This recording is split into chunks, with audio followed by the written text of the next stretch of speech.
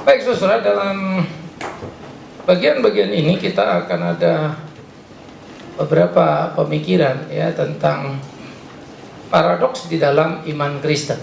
Saudara-saudara, ini menjadi sangat penting karena konsili ketika diadakan menggumuli hal-hal seperti ini. Yesus itu Tuhan apa manusia? Kalau manusia kenapa? Kalau Tuhan bagaimana? Begitu ya. Nah, ini yang menjadi perlu. Nah, saudara-saudara, istilah paradoks di dalam keimanan menjadi sangat penting. Dalam filsafat dia mempunyai beberapa terminologi begitu ya. Nah, tetapi secara umum atau secara sederhana, paradoks itu adalah dua hal yang bertolak belakang tapi dua-duanya benar. Kalau kita bilang Yesus Kristus Tuhan, iya, manusia, iya, padahal manusia tidak mungkin Tuhan dan Tuhan tidak mungkin manusia. Iya kan? Tapi ketika dua-dua itu betul pada dirinya, nah itulah paradoks. Kristus itu adalah absolutely paradoks. Di dalam kekristenan adalah absolutely paradoks. Nah, karena itu, kalau tidak memahami paradoks ini, kita akan sulit menemukan kekuatan iman Kristen. Ya, itu sebab tidak heran kemudian kekristenan menjadi suatu pergumulan tersendiri yang begitu sangat serius. Bagaimana kita untuk menerobos itu, memahami itu. Nah, inilah pentingnya pembelajaran sehingga kita mempunyai kerangka iman yang sehat. Nah, saudara-saudara yang kekasih, ya, kita akan lanjutkan bagian ini. Pertama, kita mau memperhatikan keselamatan. Keselamatan itu adalah sebuah paradoks. Anugerah, iya. Usaha manusia, iya. Ya. Nah, kalau kita membaca di dalam Alkitab, saudaraku, bagaimana keselamatan itu dikerjakan oleh Tuhan dengan cara yang luar biasa. Dia memberikan kepada kita anugerah, bukan hasil usahamu, kata Efesus. Tapi tidak ada orang yang bisa berselamat kalau tidak menyebut nama dia dan percaya kepada dia. Bukankah ketika saya percaya adalah sebuah usaha? Nah, ini menjadi persoalan yang sangat serius sekali. Ya, sehingga di dalam bagian seperti itulah muncul pertanyaan yang menarik yang perlu untuk kita perhatikan. Oleh karena itu, apa yang di dalam Alkitab katakan keselamatan, perhatikan di mana paradoksnya. Kalau saya nggak percaya, saya selamat nggak? Enggak. Jadi saya selamat kapan? Kalau saya percaya. Tapi kalau saya percaya, saya dong percaya menimbang mengambil keputusan, kan begitu ya? Kalau dalam legalitas hukumnya kan gitu, mengingat, menimbang, memutuskan. Saya percaya. Tapi kemudian keputusan saya, Alkitab bilang, bukan, itu kasih karunia Tuhan padamu. Tapi Alkitab juga catat, kau harus percaya, kalau tidak percaya kau binasa. Jadi mana mendahului yang mana? Nah, saudara, disinilah kita pentingnya untuk mengerti bagaimana kasih karunia Allah itu bekerja di dalam kehidupan kita, ya, dan bagaimana kita harus memahami itu. Maka keselamatan dikerjakan di dalam kehidupan manusia sebagai anugerah Allah, ya. Tapi keselamatan juga manusia perlu berespon, ya. Kalau gitu mana yang duluan? Respon atau anugerah? Hah? Nah, waktu saudara bilang anugerah, baru respon. Apakah respon itu respon? Kalau itu anugerah. Maka pada waktu saudara melihat di sini titik anugerah, keselamatannya nih ya, di sini kita berespon terhadap hadiah keselamatan. Maka anugerah Allah itu ada satu di sini titik ya. Yang di sana kita sebut anugerah keselamatan. Tapi anugerah yang bekerja adalah anugerah dua arah. Memberikan kepadamu kesadaran akan dosa, keinsapan akan dosa oleh Roh Kudus. Maka dikatakan di dalam Yohanes, kita sadar akan dosa karena Roh Kudus. Selalu kamu mengatakan Yesus Kristus Tuhan, itu pun karena Roh Kudus. Tidak ada yang bisa bilang Yesus Kristus Tuhan kalau bukan Roh Kudus. Nah, waktu keselamatan diberikannya, dia juga memberikan pada kita kemampuan untuk berespon terhadap keselamatan. Maka dua titik Tuhan kerjakan. Tapi kita, iya, tapi jangan bilang kita. Sehingga di dalam bagian seperti itu, inilah menimbulkan perdebatan keras ya antara Agustinus dan Pelagius. Sehingga Agustinus mengatakan manusia betul-betul sudah mati dan menerima kasih karunia, maka dia bisa selamat. Namanya mati, tidak bereaksi, tidak berespon. Pelagius bilang, gila, apa-apaan itu? Kalau begitu Allah sadis amat karena ada yang selamat, kan Allah yang berdaulat. Kalau enggak, berarti Allah membunuh orang itu dong. Nah, kemudian datang yang disebut sering Sema Pelagius, yaitu Yakobus Arminius. Dia belajar sebetulnya doktrin pada pemilihan itu. Lalu dia mulai melihat, dia gambarkan manusia itu sakit. Sehingga dia diberi anugerah oleh Allah, tapi manusianya perlu respon. Nah ini gambarannya 50-50. Allah beri keselamatan, sebagian dari keselamatan. Saya ambil keselamatan, genaplah. Jadi kerjasama. Kalau Pelagius, manusia mencari, menemukan Allah. Kalau Agustinus itu mutlak dari Allah. Maka Agustinus tidak ada yang salah di dalam mutlak dari Allah, tapi jadi masalah ketika manusia mempertanyakan free will-nya. Nah, penjelasan sepotong perlu ditambah. Itu tugas gereja. Karena pada zamannya Agustinus sudah cukup menjawab itu. Di zamannya. Maka di zaman kita ketika kehendak bebas dipertanyakan, kita mesti berdiskusi dengan dunia kita ini kan. Karena nanti sistem nilai, pemahaman akan terus berkeras. Itu akan terus berjalan. Sehingga di dalam pergerakan-pergerakan seperti itu kita perlu mempertanyakan. Misal kalau kita bilang sejarah, apa sih yang kita maksud sejarah? Sejarah Diponegoro. Oke, lalu kita baca buku sejarah Diponegoro. Kok yang satu cerita di sebelah gini, yang sebelah sini gini? Mana yang betul ya? Ternyata pengarangnya dua beda. Jadi sebenarnya ini sejarahnya memang beda atau satu? Pasti satu kan? Lalu siapa yang benar, siapa yang salah? Kalau salah berarti bukan sejarah dong. Lalu yang benar ini pun ternyata tidak tentu juga benar. Karena dia juga ngutip. Ternyata yang paling benar ada di sana, yang kita belum baca. Belakangan baru kita tahu. Maka orang seringkali menapak tilas untuk terus mengulang lagi, merekonstruksi. Maka tidak ada sejarah yang pure betul-betul sejarah. Semua adalah catatan yang diwarnai tafsir terhadap peristiwa yang terjadi, didokumentasi, jadi sejarah buat orang di kemudian hari. Tapi kalau kita biasa-biasa saja menerima sejarah, ya sudah sejarah. Belajar di sekolah tanpa pernah memperdebatkan. Dan itu yang terjadi di Indonesia. Nah, karena itu orang Kristen mestinya mau berlatih dan memperhatikan bagian-bagian seperti ini. Jadi perhatikan, Allah mau menyelamatkan manusia, diberinya keselamatan dan diberinya iman untuk manusia berespon terhadap keselamatan. Sehingga respon manusia pun anugerah Allah, keselamatan pun anugerah Allah. Allah mengerjakan dua sekaligus pada sisi yang berbeda. Jadi kalau ditanya apakah keselamatan adalah anugerah Allah? 100% yes. Apakah keselamatan adalah respon manusia? 100% yes. Tapi bukan 50-50 ya. 100. Itulah paradoks. Karena nanti kalau saudara bilang misalnya itu adalah anugerah Allah, lalu manusia itu diam aja. Nah, kita mulailah berpikir salah kan?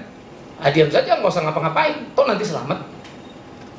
Padahal kita tidak bicara begitu. Tapi kalau kita bilang itu usaha manusia, lah kalau tidak ada keselamatan, artinya manusia gagal. Tapi kalau selamat, Tuhan juga nggak hebat, karena tergantung manusianya. Semua punya problem tuh.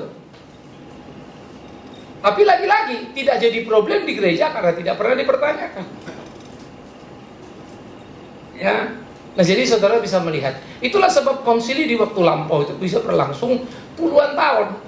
Hanya untuk memutuskan Yesus Kristus itu siapa sih sebetulnya? Manusia atau Allah? Sampai muncul istilahnya, nanti kita akan belajar itu ya. Di Chalcedon dikatakan, di Nicea diputuskan kan, dia sama sehakikat dengan Allah. Dilahirkan, bukan diciptakan. Itu apa bedanya gitu? Dilahirkan sama diciptakan. Wah, ini menarik. Ya, nanti kita akan belajar itu. Oleh karena itu, saudara-saudaraku yang kekasih, penaklukan diri kita kepada kehendak Allah di dalam pengenalan akan Allah, makin mengertilah kita. Hikmat datang dari takut akan Tuhan. Maka orang-orang yang takut Tuhan, hidupnya sungguh beriman. Tuhan membuka pencerahan untuk bisa mengerti kebenaran. Dan orang yang mengerti kebenaran, begitu strong hidupnya di dalam keseharian.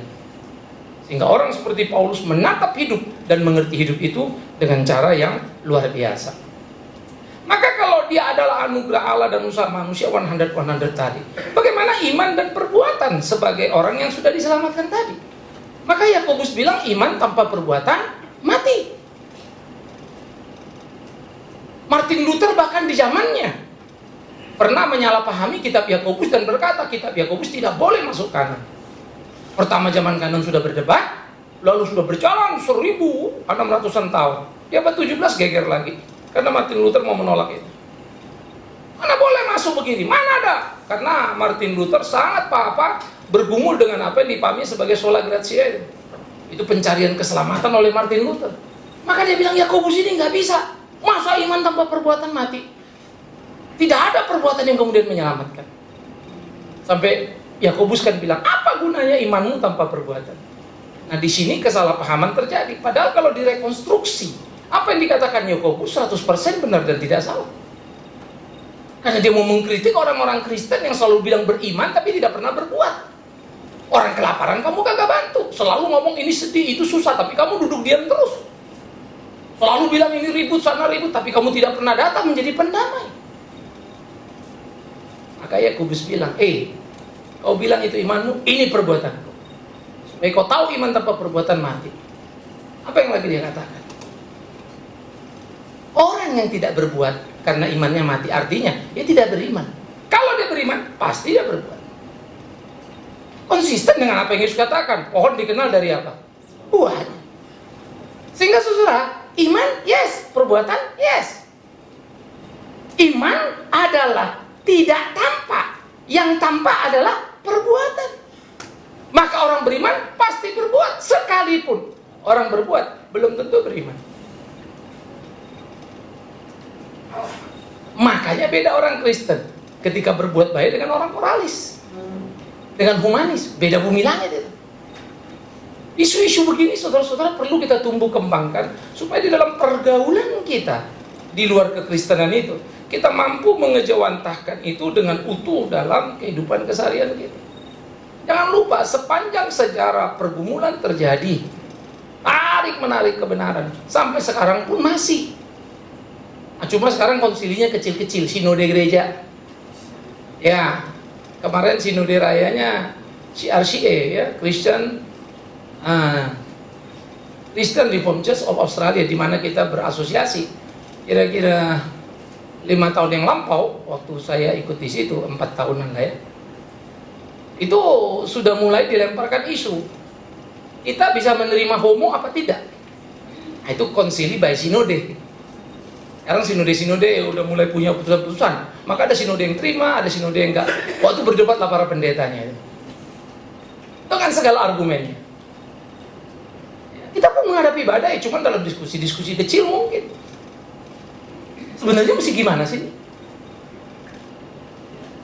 Maka muncullah gereja itu punya tata tertib, pengakuan iman. Tapi pengakuan iman ya, misalnya pengakuan iman rasuli. Kalau di lingkungan gereja GBI ada pengakuan iman GBI. Ya, jadi orang akan dibaptis roh dengan tanda-tanda berbahasa roh ada. Karena dianggapnya pengakuan iman rasul itu pengakuan gereja GKI, anggota PGI. Nah, ini dodolnya para pendeta yang nggak mau belajar. Sebelum gereja pecah, pengakuan iman rasul itu sudah ada. Ini repotnya gitu.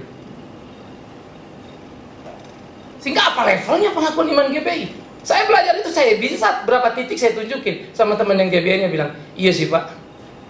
Tapi saya juga ngerti ketika pendahulunya membuat itu, karena memang sedang ada perang dingin antara gereja mainstream dengan gereja-gereja yang baru ini, karena ada kecurigaan, saling tunding, saling tuduh, sehingga dibuatlah perbedaan yang akhirnya supaya nggak sama saja, tapi abai pada prinsip dasarnya. Nah, ini kita punya problem, saudara. Ya. Nah, maka sekarang gereja per sinode bisa bumi langit loh bedanya. Mungkin kalau nggak setuju, sinodenya pecah dua. Ya. Jadi Uniting Church di Australia udah blok 2. Cuman yang setuju tetap namanya Uniting Church, yang nggak setuju ya Uniting Plus lah. Apapun namanya tambahan kan gitu ya. PDI yang nggak setuju ya PDI Perjuangan. Sekarang pun GBI sudah ada GBI Perjuangan. Mungkin nanti akan ada lagi GRI Perjuangan. Atau pembaruan atau apapun namanya. Tapi itulah habit kita. Miris ya. Jadi saudara kalau melihat peta itu akan bergerak terus. Ya. Karena itu bagaimana lah orang mau duduk berdebat tentang Alkitab tapi pemahaman teologi kita belum berakar. Itulah yang repot, karena akhirnya keputusan pasti dua-duanya salah. Ini yang perlu hati-hati ya. Karena itu kita selalu mengembangkan berbagai seminar, pemahaman ya, yang sebetulnya sudah menjadi semacam kelas kalau saudara kuliah ya. Jadi perhatikan paradoks iman dan perbuatan, sehingga itu menjadi alat uji dan alat ukur. Kemudian yang kedua saudara, penginjilan menjadi sangat bilang Tuhan sudah memilih kita sebelum dunia dijadikan. Sebelum dunia dijadikan. bukan sebelum kita lahir. Dunia belum ada, ketetapan Tuhan sudah ada. Nah, lalu orang jatuh dalam dosa. Muncul pertanyaan, waktu orang jatuh dalam dosa, kan Tuhan sudah tentukan keselamatan kan? Berarti yang jatuh dalam dosa tidak diselamatkan, Tuhan sudah tetapkan sejak dunia belum dijadikan. Kan jadi gitu konsekuensinya kan? Betul nggak?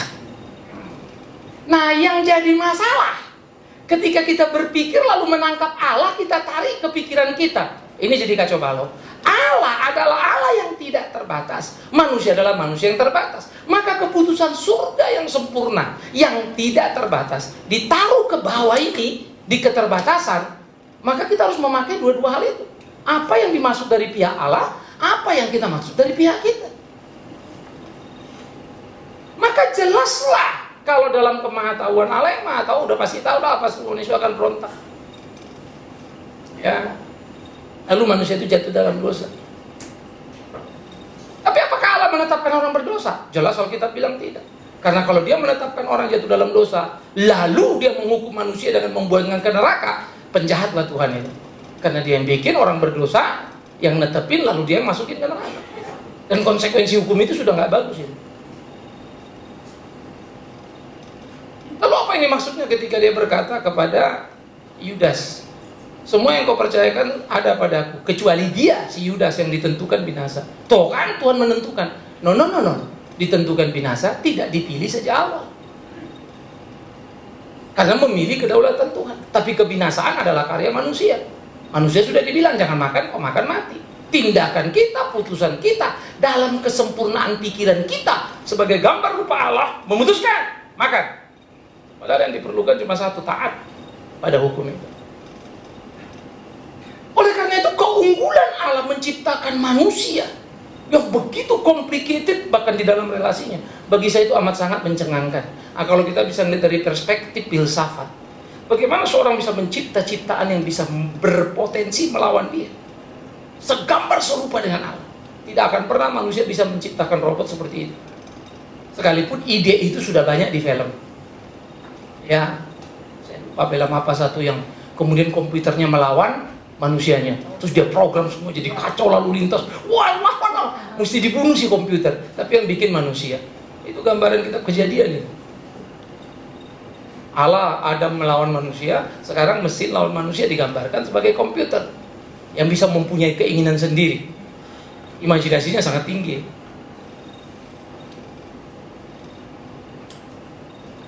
Tapi bagaimanapun prinsip legalitas Sang Pencipta pasti lebih besar dari ciptaannya. Pasti begitu juga pada robot. Kamu yang bikin, kamu tahu titiknya di mana kan? Kalau dia bisa bertumbuh, berkembang sendiri, pasti bukan benda mati, hanya benda hidup yang bisa begitu. Tapi imajinasi itu dibawa ke film itu menarik setengah mati, saudara. Sehingga si penciptanya kebingungan, dihajar oleh ciptaan. Kalau Allah tidak pernah kebingungan. Ketika kita melawan dia, kita yang habis pada diri kita. Tapi dia cinta mau tolong kita. Nah, oleh karena itu, saudara, pilihan Allah terhadap orang yang diselamatkan ada. Itu urusan surga itu. Urusan kita apa? Urusan kita adalah, hei kamu yang sudah selamat, pergilah kemana? Ke semua tempat, beritakanlah Injil itu. Baptislah mereka dalam nama Bapa, Anak, dan Roh Kudus, dan ajarkanlah mereka apa yang harus mereka lakukan dalam hidupnya. Tugas itu kita emban. Sehingga waktu kita penginjilan, wah itu unik itu. Orang itu bertobat. Kesaksiannya apa? Usai bertobat sesudah dengar khotbah Pak Bigman Sirait. Jadi khotbah Pak Bigman membuat orang itu bertobat. Omong kosong itu, mana bisa khotbah membuat orang bertobat? Tapi betul juga memang itu yang didengarnya. Lalu sebenarnya gimana sih? Maka Tuhan menaruh pada dia iman percaya untuk percaya pada apa yang kukatakan. Bukan karena aku yang mengatakan, tapi Tuhan membuat dia mampu menangkap apa pesan Tuhan lewat si Bigman itu. Dan bisa jadi orang itu ke surga, si Bigman Sirait ke neraka. Bisa, karena aku cuma alatnya. Maka tidak bisa saya klaim satupun bahwa ada satu orang bertobat karena pelayanan. Omong kosong itu. Tapi Tuhan memakai aku menyuarakan kebenarannya, menolong orang percaya padanya. Thanks God, maka aku akan mati-matian kerja padanya. Bahagialah kita dipakai Tuhan kita. Kalau saya nggak mau gimana Pak? Nggak apa-apa, duduk kamu situ toh. Karena Tuhan sudah bilang batu itu akan kusuruh berbicara. Karena dia Allah yang luar biasa. Itu sebab penginjilan adalah kesempatan langka yang diberikan. Yang karenanya Paulus bilang apa? Celakalah aku jikalau aku tidak memberitakan Injil itu. Dan kita tidak akan pernah tahu nikmat hidup Kristiani kita kalau kita tidak menginjili. Sebetulnya waktu kita menginjili, lihat orang bertobat, kesukacitaan, kebahagiaan itu terasa dalam hati. Aduh Tuhan, indahnya. Dia sekarang terima Tuhan. Bayangkan kalau itu orang tua yang kau cintai, tidak mau kenal Tuhan, sekarang bertobat. Bayangkan kalau itu ayahmu yang tadinya pemabok jahat, lalu jadi orang baik, berubah total. Tidakkah itu kebahagiaan? Maka raihlah kebahagiaanmu dengan mentaati perintahnya. Pergi beritakan Injil. Tapi tolong jangan bilang, udahlah suka-suka. Tuhan lah mau diberitain juga, kalau udah keras ya mati aja. Nggak diberitain juga, kalau pilihan ya selamat aja. Oh Tuhan bisa, itu urusan Tuhan. Tapi bisnismu dengan Tuhan beda. Bisnis kita, kerjakan keselamatanmu, beritakan Injil itu. Itu sebab Paulus begitu repotnya pergi ke sana kemari. Aku akan datang ke Roma. Dia tulis duluan surat Roma, baru aku akan datang. Aku ingin bertemu dengan kalian. Aku ingin berbicara dengan kalian. Capek muter-muter, saudara.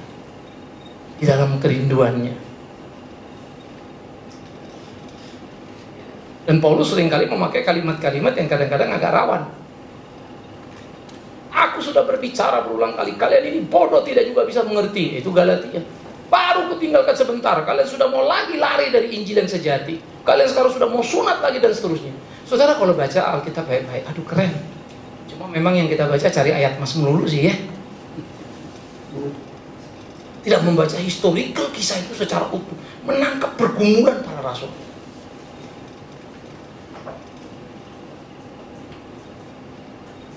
Kisah rasul dalam satu perikop pendek yang hanya dibaca 1 menit, tidak kurang dari 30 kali Paulus bilang, aku datang, aku berkata, aku memberitakan, aku. Tapi kalau kita baca, nothing akunya.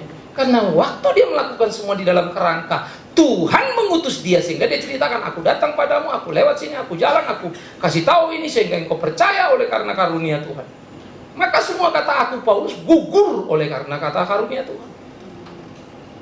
Karena memang faktanya Tuhan pakai Paulus, tapi Paulus sadar dia cuma dipakai. Maka bahasa kita kan penting. Saya ngomong sama saudara, saya berusaha supaya saudara ngerti. Saudara kan bisa bilang, emangnya Pak Bigman bisa usaha apa? Aku akan berusaha semampuku dalam kapasitas yang ada padaku Tuhan kasih. Nyampe apa kagak? Itu bukan soal Bigman Sirait, tapi soal Tuhan. Namun aku tidak mau jadi orang tidak bertanggung jawab karena dia suruh. Aku mesti gigih belajar sungguh-sungguh, memberitakan sungguh-sungguh. Maka dikatakan, bagaimana orang bisa percaya kalau tidak mendengarkan Injil? Tapi bagaimana orang mau dengar Injil kalau nggak ada yang ngomong? Tapi gimana orang mau ngomong kalau nggak diutus? Itu sebab dikatakan berbahagialah orang yang diutus untuk menyampaikan kabar sukacita itu. Baru kita bilang lagi, emang Tuhan nggak bisa menangin? Bisa. Itu sebab ketika kita disuruh, bersyukurlah karena Tuhan bisa lakukan sendiri, tapi kita dilibatkannya. Itulah istilah rekan sekerja Allah. Tapi bukan partnership sama Allah ya, lalu Allah bergantung sama kita 50-50 sahamnya, enggak. Kita rekan sekerja dijadikannya, padahal kita nothing sebetulnya. Itu sebab Paulus mati pun dia mau. Lah Tuhan udah mati untuk aku, kemanapun aku pergi, bau kematian Kristus menyertaiku. Maka orang seperti ini kuat sekali penginjilan, tetapi betul-betul terjaga dalam kerendahan hati. Dia tidak akan klaim satupun adalah usaha. Itu sebab gereja sekarang banyak kejebak. Oh dia luar biasa loh Pak, dia berkhotbah banyak orang bertobat. Itu kalimat kita ngerti keselamatan. Kalau kita berhenti di situ, lalu kita bilang dia hebat, salah. Ya, saya pernah share sama saudara-saudara, satu orang kaya besar di Jakarta ini, ya, lalu diajak kita ketemu, diaturin sama teman, lalu ngomong. Sesudah kita ngomong rotet balik, iya. Sekarang saya percaya Yesus. Lalu kita berdoa.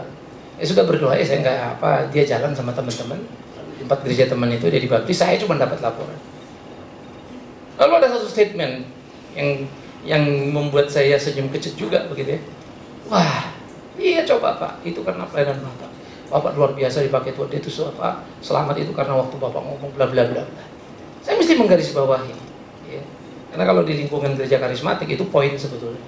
Saya bisa cerita kemana-mana dan saya akan jadi dapat deposit dari situ.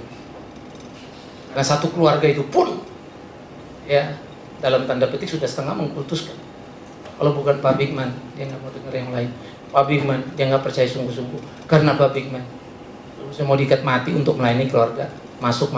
Dari segi gairahnya saya mau, tapi ketika saya disuruh merubah satu rencana supaya ada di tempat mereka, saya bilang sorry. Waktu nggak jadi, saya percaya Tuhan atur. Sampai satu waktu lagi, hari ke-100 apa diminta lagi, dan saya memang ada waktu, dan saya lakukan. Kalau memang Tuhan mau atur, biar urusan Tuhan. Tapi saya bisa, tapi habis itu saya ditampar Tuhan. Karena sebetulnya saya cuma dipakai Tuhan, kan? Bukan karena saya dia bertobat. Dan saya nggak boleh ngambil keuntungan dari situ. Tapi keuntungan sudah tersedia sebetulnya. Maka aku tidak akan pernah mau dipakai lalu dibuang Tuhan itu. Nah itulah Matius 7, 21 sampai 23. Tidak setiap orang menyebut namaku, Tuhan masuk surga. Tapi mereka yang melakukan kehendak Bapakku. Ada yang bernubuat demi namaku, mengusir setan demi namaku, membuat mujizat demi namaku. Tapi aku berkata, hanyalah pembuat kejahatan, aku tidak kenal kamu. Loh, kok bisa? Padahal asumsi kita nih ya, kalau orang berkhotbah lalu orang bertobat, dipakai Tuhan dong. Asumsi kita kalau orang berdoa mujizat terjadi, dipakai Tuhan dong. Asumsi kita kalau orang berdoa setan lari, dipakai Tuhan dong. Yes, dipakai sekaligus dibuang. Bisa. Hati kamu dengan Tuhan itu, pemilik semuanya. Jadi kita bisa memanipulasi kuasa Allah, bisa. Tapi habis itu dibuang.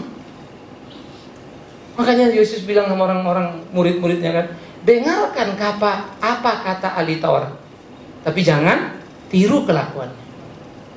Ahli-ahli Taurat, kau masuk ke neraka. Padahal Yesus ngomong, dengar kata mereka, tapi jangan tiru kelakuannya. Lalu dia ngomong sama ahli Taurat di Matius 23, kalian masuk ke neraka, tapi jahatmu pintu surga pun coba kau tutup. Lalu kita bilang, emangnya ahli Taurat bisa menutup pintu surga? Ya jelas enggak lah. Lalu kenapa Yesus ngomong gitu? Mau mengatakan betapa jahatnya mereka, sehingga mau memanipulasi umat itu, sehingga umat itu tertipu berpikir mereka sedang ke surga karena bayar ini, bayar itu, kasih ini, kasih itu. Padahal yang diperkaya ahli Tauratnya. Padahal itu berkat Allah yang besar. Di sini kita harus hati-hati. Oleh karena itu, bagaimana keselamatan dan pemberitaan Injil tadi menjadi kaitan yang sangat luar biasa. Maka tiap orang yang diselamatkan, berbahagialah mereka karena disuruh Tuhan. Matius 28, pergilah. Karena itu selagi engkau hidup, beritakan Injil itu sampai matimu. Kemana? Tuhan akan memimpinmu. Paulus pernah mengakukan satu perjalanan, tapi roh Tuhan arahkan dia ke Makedonia. Dia belok ke Makedonia. Dari plan awal dia sudah melenceng. Ada plan. Kok melenceng? Nanti dulu. Itulah pimpinan Tuhan yang kadang-kadang kalau mau diperdebatkan memang jadi rebat. Kalian juga akan dipimpin Tuhan. Tidak selalu kalian dipimpin Tuhan bersama Bigman Sirait. Jadilah. Asal kalian yakin itu pimpinan yang benar. Silakan, lakukan. Tapi jangan pergi hanya karena pilihan yang menyenangkan. Itu membahayakan hidupmu. Nah, melatih kepekaan beginilah penting, saudara. Mana iya, mana enggak, mana maju, mana mundur, mana berhenti. Aduh, kita mesti betul-betul day by day. Maka saya ngerti apa yang dikatakan Yeremia. Kasih setia Tuhan selalu baru tiap hari. Yes, karena nggak pernah repeat order. Nggak ada itu copy paste jadi lagi. Kagak, Tuhan nggak pernah ulang. Ada similar, ada sepertinya kemiripan, tetapi tetap pada momentum perbedaan. Saya suka bilang ya, hari Minggu sama Minggu lalu sama-sama kebaktian di sini jam 10 seterusnya. Mau datang mau AC-nya sama, semua sama, tetap tidak sama. Minimum nuansa hati saudara udah beda kan. Banyak hal di mana Tuhan menggarap kita secara luar biasa itu.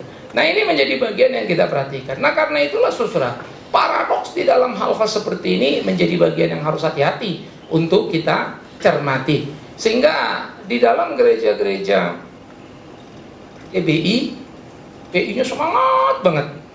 Karena pilihan bagi mereka adalah ketahuan maha taunya Tuhan untuk meresponi kebaikan kita atau penginjilan kita. Jadi itu pilihan itu berdasarkan pengetahuan. Jadi Tuhan udah tahu dia bakal baik, bakal ini. Jadi orang ini pergi PI, cari yang bakal baik, kira-kira gitu ya. Kalau di gereja-gereja mainstream seperti GKI, HKBP, kalau kita khotbah pertobatan dimaki-maki gitu. Maka tidak boleh KKR, altar call itu bisa dimaki-maki yang kental-kentalnya. Originalnya begitu. Saya pernah anak pemuda di GBKP ya. Itu minta saya pelayanan. Saya bilang nggak salah nih kamu ada altar call. Oh enggak Pak, anak pemuda semua udah sepakat. Ya kita kebaktian altar call. Ternyata kebaktian itu bukan hanya pemuda, karena memang Natal pemuda sebetulnya. Orang tua banyak penuh gereja. Altar call banyak yang nangis angkat tangan. Selesai, udah saya selesai saja sudah tugas. Yang jadi repot waktu majelisnya naik mimbar. Marah-marah di atas mimbar. Saya masih di situ. Gereja kita tidak seperti ini ya. Nanti semua panitia tolong jangan pulang, langsung ke kamar. Waduh mah. Saya masih di situ. Ya, selesai itu pulang salaman. Majelisnya bilang sama saya, bagus tadi khotbahnya Pak, cuma banyak yang salah. Waduh kurang ajar ya. Gila loh. Sampai saya jujur aja saya udah mau marah. Tapi karena saya pertama udah kasihan sama mereka, kok kelewatan amat nih orang. Dia ngomong begitu lagi. Waduh saya berdoa mati-matian dalam hati, Tuhan tolong aku, tolong aku, tolong aku. Karena posisi saya belum pendeta. Ya, saya kerja dan usaha cukup untuk sombong udah bisa dibandingkan dia kasar. Karena saya lihat mobil parkir yang di halaman situ paling bagus mobil saya. Yang ngerti maksudnya ya? Waduh ini kok ubun-ubun nih. Tapi kalau ada Tuhan ampun. Begitu saya pulang, selesai besoknya pemudanya telepon, minta maaf, terus mereka nangis, minta waktu ketemu. Kita doa sama-sama. Tapi miris loh. Kok bisa ya? Karena gereja ini tidak mau seperti itu. Itu urusan Tuhan pertobatan, bukan urusan. Kalau orang sudah dibaptis sudah selamat itu.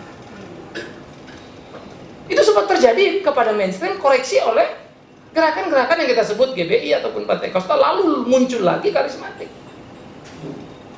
GBI bukan karismatik ya. GBI bukan Pantekosta, GBI pecahan dari Pantekosta. Pantekosta pecahan dari Metodis. Jadi saudara mesti ngerti juga ya. Karismatik itu dibangun lagi kerangkanya. Itu dari Amerika. Jadi beda sebetulnya.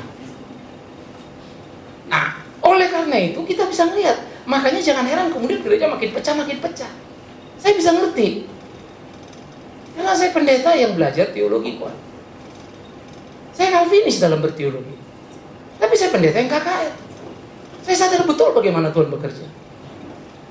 Mana boleh dijengkal begitu. Jadi saya juga tahu kenapa gereja ini begini. Dan salah sih. Kenapa juga yang sebelah sana begini. Dan salah. Karena ini reaksi terhadap yang ini. Muncullah yang ini. Semua selalu gereja begitu. Tapi ini reaksinya kebablasan. Yang bagusnya pun hilang. Nah, selalu begitu. Nah, ini yang memang jadi repotnya kita ya. Kita sudah diselamatkan itu, mari kita beritakan Injil. Bergairahlah. Karena jangan lupa, kau tidak tahu siapa yang dipilih Tuhan.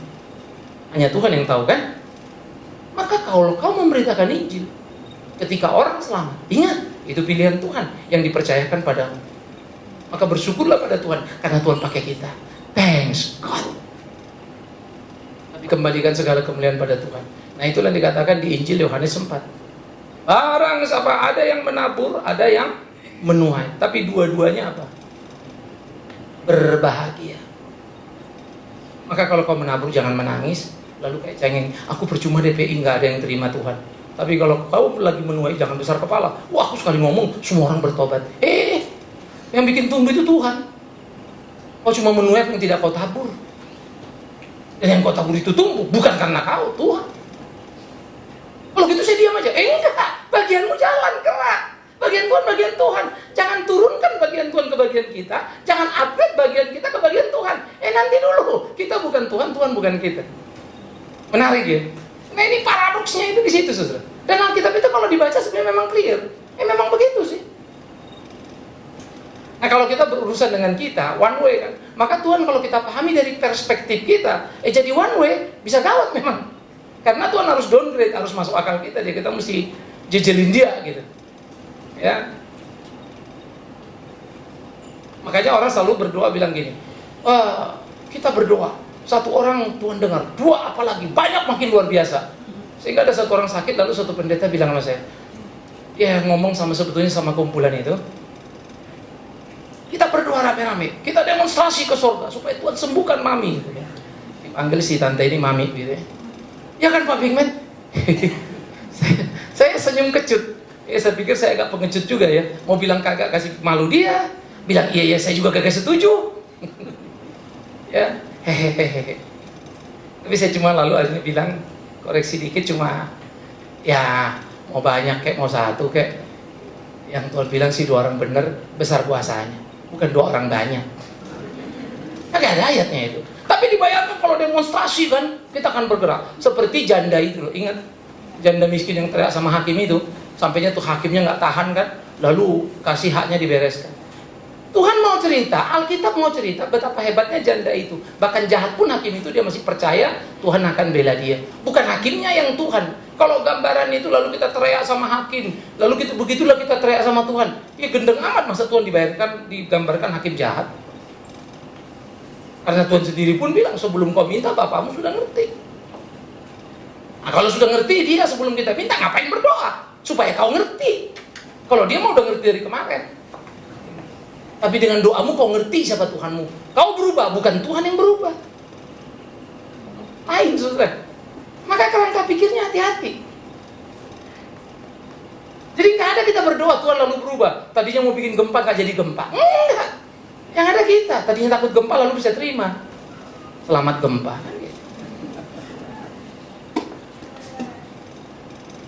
Yang ketiga, sikap hidup. Berserah dan berusaha. Berserah diterjemahkan dalam orang-orang Kristen memang banyak jadi masa bodoh. Ya terima aja gitu ya. Ini jadi nerimonya dalam kalkulasinya orang-orang Jawa kalau kita bilang nerimo gitu. Wes lah wes nasib. Bukan itu loh saudara. Maka di dalam berserah adalah berserah kepada keputusan Tuhan di usaha yang kita kerjakan. Di dalam Matius dia bilang begini. Jangan khawatir tentang hari esok. Tuhan pelihara kamu. Bagus ya. Kalau gitu diam-diam aja kita besok Tuhan pelihara. Tapi di Injil Lukas dia bilang, bukankah kalau kau mau membangun rumah kau harus menghitungnya cukup apa tidak? Supaya jangan sudah kau bangun kau tidak bisa selesaikan, kau ditertawakan orang. Begitulah kayak kau mengikut Tuhan. Kalau kau tidak mau menyangkal diri, memikul salib, menanggung konsekuensi, kau tidak layak. Loh, kok disuruh berhitung? Sebelah sini, kok disuruh diam? No. Kamu tetap melakukan dengan apa yang Tuhan kasih tahu. Tapi ingat, itu bukan tentang kamu, Tuhanmu. Kamu mau plan untung 10 juta, Tuhan bikin kamu untung 1 juta. Terima kasih Tuhan. Kamu mau untung 10 juta, malah rugi 25 juta. Bisa terima kasih? Pasti enggak kan? Tapi 2 tahun lagi lihat-lihat, untung lo gue kemarin rugi. Kalau untung mungkin gue sombong ya. Lucu, cuma belajarnya 2 tahun. Kemudian kita dengar kesaksian orang. Kalau saya nggak jatuh saudara ya, kalau saya nggak kena bangkrut ya, saya itu nggak bertobat lo nggak kenal Tuhan. Tuhan baik. Tapi waktu jatuh, Tuhan jahat gitu kan ya. Karena yang kita pakai perspektif kita, belajar bertuhan. Tidak mudah. Saya bisa hibur kalian, jangan susah, jangan gentar. Gampang lah, karena bukan aku yang ketimpa malapetaka kan. Tapi kalau aku yang ketimpa malapetaka, aku pun stres, gantian kalian menghibur kan. Pak Pendeta tenang, Tuhan menyertai. Diam kau, aku tiap hari khotbah itu kan, begitu kan? Taunya aku itu. Tapi faktanya aku susah ini. Jangan ngomong saja. Mungkin gantian saya stres. Habakuk itu stres bertuhan. Nabi Habakuk. Tuhan kenapa begini? Kau datangkan keadilan jungkir balik, kebenaran kacau balau. Di mana hidup ini? Dia bukan. Lalu datang lagi Tuhan jawab di dalam dialog Habakuk itu. Habakuk, akan kau lihat yang belum pernah kau lihat. Lalu diceritakan Asyur yang akan datang dengan derap kaki kudanya yang luar biasa. Apa yang diinjaknya itu jadi haknya dia.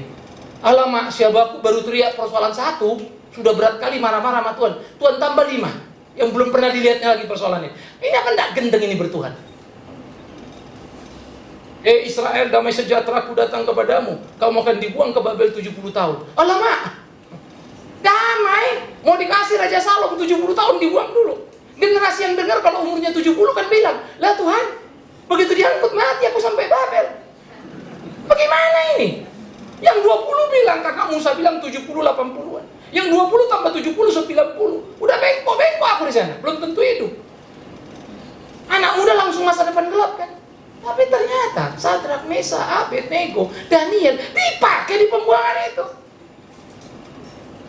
Bisa ngerti ya? Paradoks banget antara apa yang kita lihat, fenomena yang kita rasakan dengan kekuatan yang Tuhan berikan.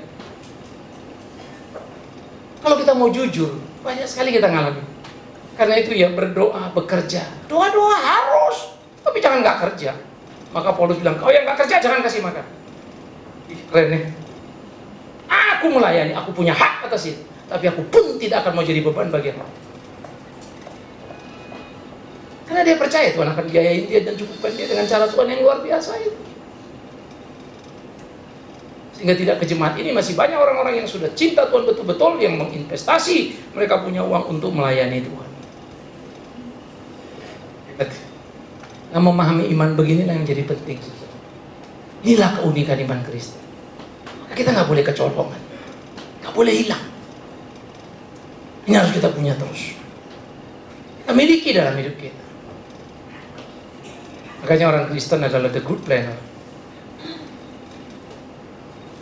Player juga ya.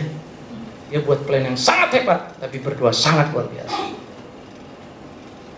Dia kerja begitu gigih, apapun hasilnya, haleluya, dia tetap memuji Tuhan. Wah, padahal biasanya ini susah ya. Kalau orang kerja keras, buntu itu langsung stres berat. Ini yang mesti kita perhatikan. Kemudian yang keempat, bagaimana kualitas hidup dijalani, saudara ya. Nanti dalam kualitas hidup itu, bahagia dan aniaya. Paradoks lagi. Maka di dalam Alkitab dikatakan, ya, bagaimana kemudian orang-orang seperti ini, ya, berbahagialah kamu yang apa? Yang dianiaya. Saya kemarin ngomong lagi di wanita ya. Tensisnya itu menarik dalam bahasa Yunani. Berbahagia itu pakai kata makartios, bentuknya itu present. Jadi berbahagianya kapan? Sekarang. Waktu kapan? Waktu kau dianiaya. Yang benar aja, mana ada orang bahagia bisa dianiaya sih? Sehingga kalau istilah kita bilang dalam suka, dalam duka, pengertian suka itu pun sebetulnya adalah warna gelap hidup, tapi tidak menghilangkan pengharapan hidup. Beda dengan duka dalam pengertian orang yang tidak Kristen. Maka bahagialah kamu yang dianiaya. Membuat kita mulai berpikir dan belajar serius. Jadi kapan kita bisa menggapai kebahagiaan? Ketika kita rela teraniaya. Di Kisah pasal 5, rasul-rasul itu ditangkap oleh imam. Waktu mau dijeblosin penjara, Gamaliel, gurunya si Paulus bilang begini, kalau kalian penjarakan dia ternyata nggak salah, rusak kita nanti. Jadi kita periksa, oke, sekarang keluarkan saja. Kalau mereka ini sesat, bukan dari Tuhan, pasti hilang dengan sendiri. Tapi tolong ya, jangan membahas kalimat ini, hilang dengan sendirinya, lalu saksi Yehova jadi benar. Karena nggak hilang-hilang dari ratusan tahun. Bisa ngerti maksud saya? Komunis sudah bertahan masuk era ke-70 tahun. Ateis sejak zaman Bahola, Mazmur bilang, orang bebal berkata, Allah tidak ada. Itu sudah ateis. Komunis itu kemudian hari.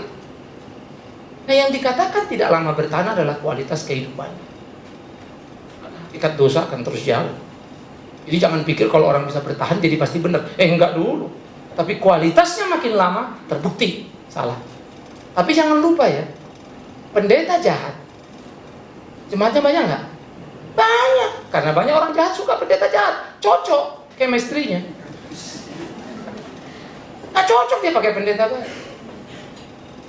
Celakanya dunia ini lebih banyak orang jahat daripada orang baik. Ini hidup. Maka saya selalu bilang, hati-hati dia lawyer hitam, orang bilang ya. Ya lawyer hitam juga banyak, kliennya malah hebat-hebat. Yang hitam-hitam itu duitnya dolar semua itu. Kalau yang merah-merah kan rupiah itu. Ada dolar merah ya. Hitam. Ini mau kemana? Mau banyak uang? Main gelap. Miris ya.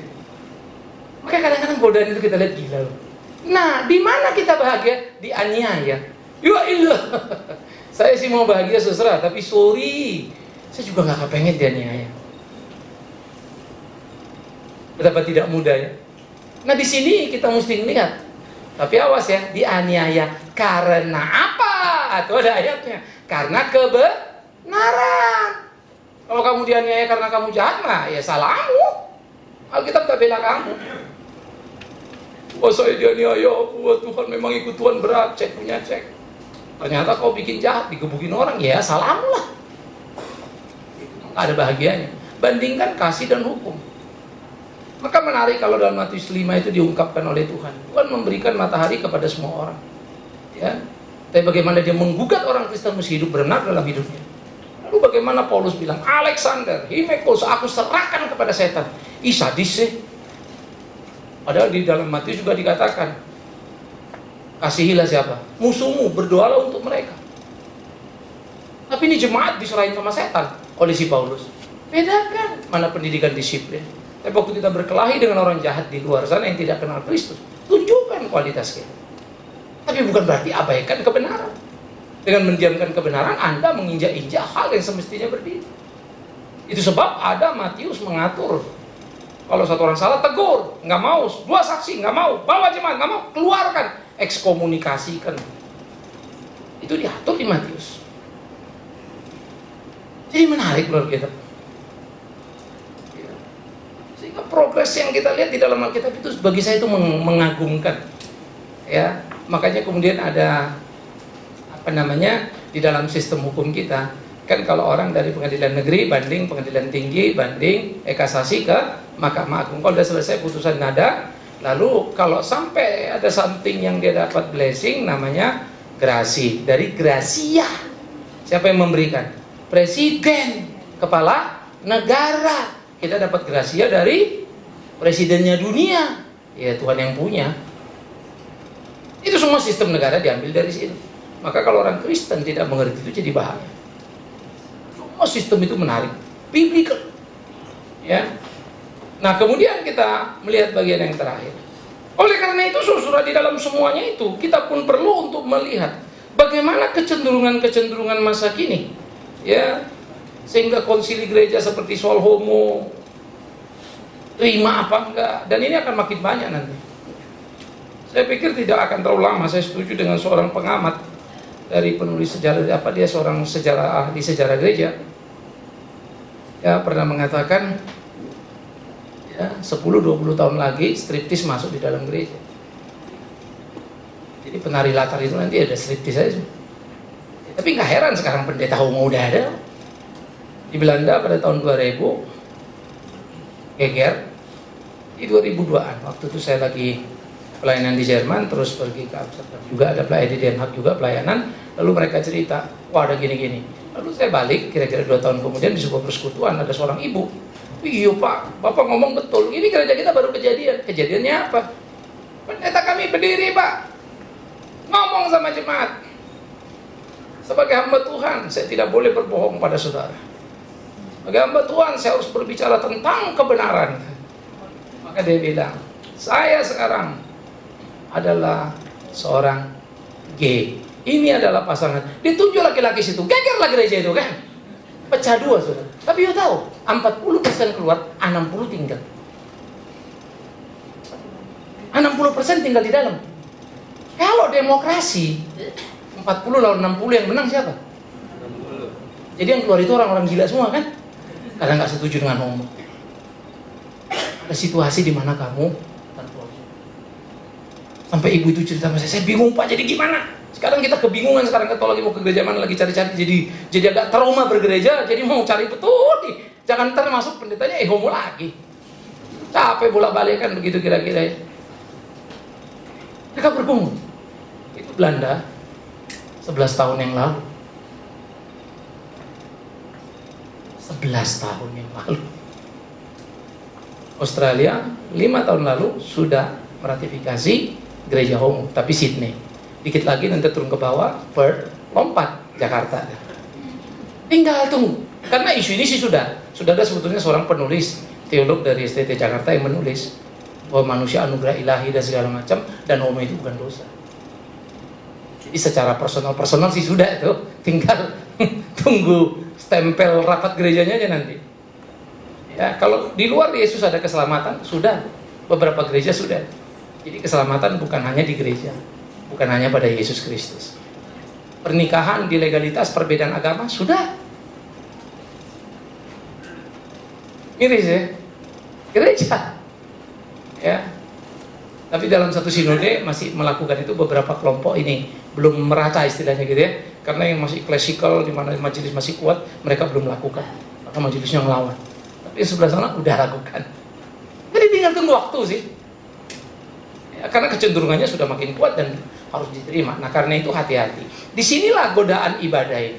Nah ibadah akan apa? 2 Timotius bilang, orang akan pergi ke ibadah tapi menyangkali kekuatannya. Ibadah berubah dari penyerahan kepada kehendak Allah menjadi entertainment, pemuasan diri saya. Tapi memang sudah. Ini kita akan repot, saudara. Kita tidak boleh dengan suka anti ini anti itu. Tapi mari kita pikirkan matang. Walaupun memang ada problem selalu. Kalau saudara ingat, kalau saya dari Medan ribut sama istri saya, makan, enakan kue tiaw Medan, enakan Medan, enakan bikin goreng Medan, enakan Medan. Dia bilang, lu Medan semua yang enak gitu ya. Karena buat saya yang sini kok kurang enak gitu. Tapi buat dia enakan sini. Walaupun lama-lama enak juga yang Medan, dia bilang gitu ya. Bagaimanapun memang Medan harus menang lah ya. Nah, makanan itu nggak bisa dibohongin lah itu kan. Tetapi kemudian kan sebetulnya kami berdebat belakang berbeda. Oh dia nggak pernah tinggal di sana. Lah aku tinggal di sana, lidahku kena itu terus. Sama seperti saya kalau ke Eropa. Bapak ini makanannya sedap apa segala macam. Saya dibawa ke Frankfurt. Makan tuh babi. Bapak senang babi? Ya senang dong. Babi sahabatku. Boleh itu. Tapi aku bayangkan babi panggang. Atau babi disaksang atau apapun lah namanya ya. Entah masa apa itu. Tahu-tahu dia kasih babi sudah itu 500 gram pula lagi. Pernah aku makan daging lurus 500 gram. Makan steak aja 300 rasanya sudah lelah. Buat saya udah cukup. Keluar lagi 500 gram. 2 lapis. Lapis atas lemak. Bawah daging. Udah kayak roti bener-bener tuh. Tahu dia apain? Ditim. Belum mak. Putih semua ditim. Saya tanya makan pakai apa? Ini pak. Ada keju lah, ada apa? Matilah Tuhanku. Muntah darah lah aku makan itu Pak ini enak. Dia ngomong enak pak. Bawa pokoknya ngomong dah. Ku potong lagi sedikit kan. Ku makan. Saya memang nggak terlalu suka keju pada waktu itu apalagi gitu ya. Jadi coba cocok. Waduh aneh rasanya. Tapi karena dikasih bir Jerman makan ini sepotong minum sepotong. Akhirnya birnya habis, babinya nggak bisa habis. Udahlah sorry. Aku minta maaf nggak bisa habisin kan nggak enak gitu. Seperempat pun dah habis. Enak rasanya. Tapi saya lihat anaknya dia makan lahapnya gila bener. Siapa yang salah? Apakah aku yang salah? Jelas tidak, cuma tempatku beda. Begitulah selera pada ibadah. Kamu di mana seleramu itu? Maka kalau kita memperdebatkan itu jadi repot. Ayolah kembali ke Alkitab, lihat di Alkitab, baca di Alkitab. Tapi jangan dipersposa ayat Alkitab. Ayat Alkitab nggak masuk itu, kita bawa ke situ. Ya, nah itu hati-hati. Nah jadi ini yang dikatakan oleh Timotius. Mereka beribadah tapi menyangkali kekuatan. Mendengarkan firman Tuhan, bacalah di 2 Timotius. Sekarang orang, itu zaman yang disebut oleh Paulus apa? Akan memilih guru. Memilih kenapa? Yang cocok sama telinganya. Dia nggak mau. Guru yang nggak cocok sama kupingnya, dia cari. Karena apa? Karena kebaktian adalah pilihan, selera itu.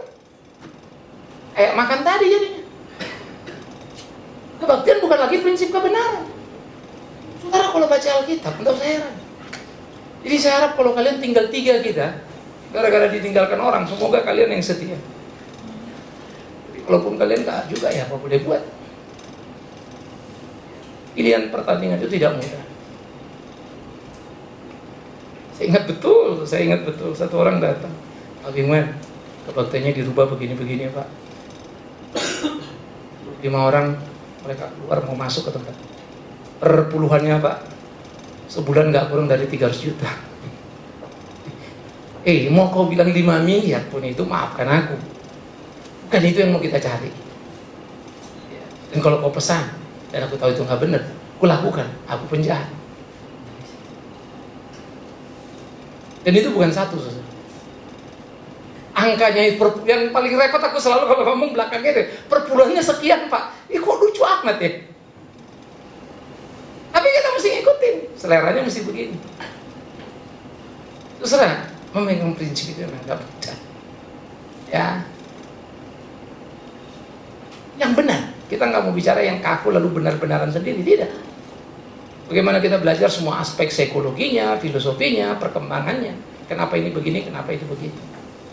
Puji-pujian, Tuhan muak dengan orang Israel. Yesus bilang apa? Percuma bangsa ini memuji aku dengan mulut bibirnya, tapi apa yang mereka ajarkan cuma ajaran manusia. Karena akhirnya kita pun di dalam full entertainment sekarang sudah mengerikan. Orang betul-betul seperti terangkat ketemu dengan Tuhan. Tapi itu psikologikal. Itu bisa digerakkan dan bisa diatur. Sehingga kengerian-kengerian seperti ini memang jadi hati-hati. Tapi kan kita nggak kemudian nyanyinya malam kudus melulu, kan nggak begitu juga ya. Wah, tidak boleh begitu, jadi marilah kita menyanyi malam kudus. Atau kita jadi anti, tidak boleh tepuk tangan sama sekali, ya nggak begitu juga. Tapi jangan kamu jingkrak-jingkrak juga. Namanya katarsis. Itu beda. Karena itu saudara-saudara ya, bagaimana kita menghadapi semua ini menjadi sulit. Puasa. Saya suka Paulus. Timotius, latih dirimu beribadah. Koma. Tapi ingat, latihan badan ini terbatas gunanya. Apa yang dibicarakannya? Puasa. Disuruhnya beribadah, bagaimana berelasi dengan Tuhan, memahami kebenaran dengan penuh, menjaga yang disebutnya awasi dirimu, awasi ajaranmu, awasi kesucianmu. Itulah ibadah yang sejati. Yang Paulus juga bilang, persembahkanlah tubuhmu sebagai persembahan yang hidup, yang kudus, yang berkenan pada Allah. Itulah ibadahmu yang sejati. Jadi kita ini beribadah, ya dan tidak. Karena nggak tahu apa hatimu, dan kau nggak tahu apa pikiranmu. Tapi hidup kita akan lihat itu. Oh, dia memang beribadah karena hidupnya benar. Kan bisa aku di sini pendeta kan, tapi di luar kutipu kalian. Pakai ayat Alkitab lagi kan. Masa hamba Tuhan kamu tidak percaya, lalu kau kasih, lalu kau tagih. Masa hamba Tuhan kamu tagih, kan hamba Tuhan terus kan. Kau datang lagi, di mana cinta kasihmu? Kau tekan lagi, langsung kau bilang bahwa Tuhan akan menutup pintu berkatmu. Waduh mak, kewajibanku nggak kubereskan, tapi kalian kusalahkan, apa nggak penjahat? Tapi bisa nggak begitu? Bisa. Beberapa orang lapor saya, Pak pendeta gitu, tagih. Nggak salah itu, tapi saya udah tagih, dia nggak mau bayar, gimana Pak? Kecenderungan saya pelajari, kecenderungan nipu, buka giro, bolong, apa segala macam. Ditagih galakan dia, lapor polisi. Waduh Pak, itu pendeta. Kalau pendeta dia nggak bakal ditipunya kalau dengan giro blong. Sudah giro blong pun dicek ke bank, ternyata giro itu udah mati. Jadi saudara ngerti ya, sisa buku aja lah itu. Yang mungkin bank tanya mana, nggak ada sisa, udah bohong dia itu pasti. Kan kalau sisa tarik bank disobek. Udah nggak hidup lagi dibukanya, ini kan penjahat. Lapor polisi. Waduh nanti kalau saya dimarah tuh, kan Tuhan marah Pak, itu kan hambanya, biji matanya. Mana ada biji matanya, biji salah pun enggak itu. Kalau hamba Tuhan tidak nipu dia, tapi nggak berani. Waduh saya nggak berani Pak, salah. Sini saya pendeta. Kau bawa ke hukum, kau proses. Kalau memang Tuhan marah padamu, inilah kalimatku sebagai hamba Tuhan. Biar ku tanggung salah itu, karena aku yang suruh kamu. Itu sebab di gereja penuh kemunafikan dan penuh kekacauan. Karena kita legalitas hukum yang orang dunia saja pun penuhi. Masa orang Kristen enggak? Bereskan dong apa yang jadi tanggung jawab kita kan? Masa kalau pendeta dia mau nipu, udah pakai giro blong, giro udah mati pula lagi. Dan yang digawat memang bahasanya yang menarik ya. Ini pelayanan mau bangun rumah Tuhan. Tuhan pun bingung kali, shock juga kali ya. Gila, rumahku dibangun pakai uang tipu katanya. Nipunya itu 2 kali, itu yang bikin gawat. Jadi 2 lembar. Jadi jangan salah ngerti ya. Makanya itu perlu kehati-hatian. Nah di puasa pun kita begitu latihan badani. Jadi lihat. Nah, kemarin ini ada SMS beredar kan. Katanya ada pendeta berdoa gereja sudah melihat bagaimana orang-orang pendoa diserang terus oleh setan. Nah itu sebab kejadian yang di Cisarua, bus yang blong itu adalah salah satunya gitu kan. Terus saya ditanya, aku jawab aja sederhana kan. Bingung juga aku kalau gitu, setannya mahir juga ini kan. Banyak kali pendoa yang mati dibikinnya Tapi fakta tidak terbantah. Rem blong. Tidak ada bekas injakan rem di jalan itu. Yang kedua, kirnya udah mati pula lagi. Udah mati kirnya. Kirnya itu lucu dua. Ada yang satu mati bulan Juni lalu, ada yang satu matinya tahun 2003 atau 2002. Jadi kemungkinan sudah mati, dibikinlah kir baru berapa tahun kemudian. Tembak lah itu kan. Kalau kir tembak, mobilnya berarti kurang Kristen itu kan. Kalau mobilnya kurang Kristen, mati, ya wajar lah. Maksud saya tidak benar. Jadi ini nggak benar Pak. Saya nggak tahu lagi, kalian ini terlalu, menurut saya mau saja dibodoh-bodohin pendeta. Semua kalau udah kejadian ngomong, Indonesia jatuh pesawat katanya si TB Yosua udah ngomong di sana. Ngomonglah sebelumnya supaya dicegah jangan terbang. Udah kejadian baru kok ngomong lagi semua. Bantu kayak supaya kita bisa larang itu terbang kan. Nanti nggak ada yang percaya katanya. Loh, kalau kebenaran firman Tuhan jangan kau yang tahan. Percaya apa enggak urusan orang itu kan. Kebenaran itu harus kita sampaikan.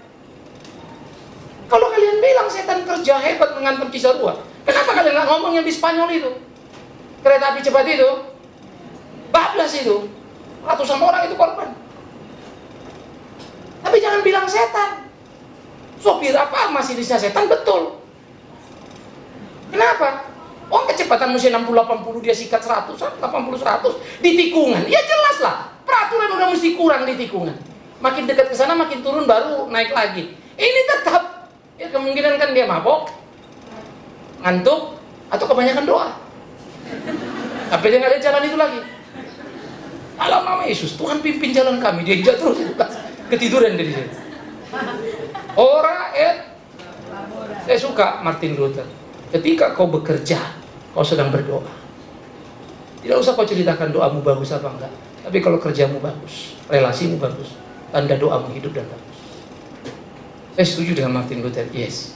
Maka kita harus ukur diri masing-masing. Nah, jadi di dalam apa yang kita gambarkan, yang kita coba lihat ini saudara, begini-begini ini bakal masuk ke konsili satu waktu. Ini poin-poin ini akan ribut nih. Ya, homo sudah, nanti striptis boleh nggak nari di sini? Angkut dianggap seni, dan seni paling tinggi apa? Halo, seni paling tinggi? Ketelanjangan. Jadi kalau nanti main balet, telanjang gitu kan, saudaranya, haleluya, suasana surga tiba. Tapi memang mungkin juga sih. Tapi kalau sudah begini biasanya kan semua lumba-lumba duduk belakang ya, kursi depan kosong ya. Tapi saya pikir kalau gini kursi depan bakal isi semua. Dan datang pasti lebih awal semua tuh.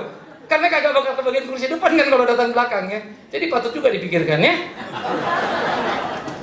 Kalau udah striptis ini berlomba lah ke depan semua datang duluan. Supaya jangan diblok kursinya kan. Kalau sekarang lomba ke belakang semua kan begitu.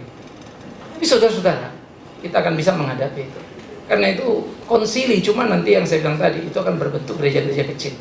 Kalau gereja besar semacam sidang PGI kemarin dengan berapa, hampir 100-an lebih ya, 100-an kurang lebih anggota PGI itu memutuskan 5 dokumen keesan gereja, terus ada lagi, dan tapi rapat itu pun nggak terlalu jalan. Agak beda dengan konsili di waktu lampau, gregetnya kurang. Karena ini anggota-anggota gereja itu ada yang jalankan, ada yang tidak. Nah yang kedua kemudian ketika itu berbau ke sinode, kerentanan selalu terjadi. Hanya gereja itu pecah dan pecah. Ya, semuanya kan jadi problem serius. Karena hanya dikit di GBI pun terjadi. Ini memang jadi repot. Organisasi, tata kelola semua memang cukup menakutkan.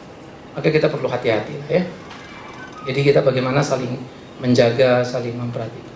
Oke, saya stop sampai di sini supaya ada supaya ada waktu kita berdiskusi. Silakan. Ada yang mau tanya?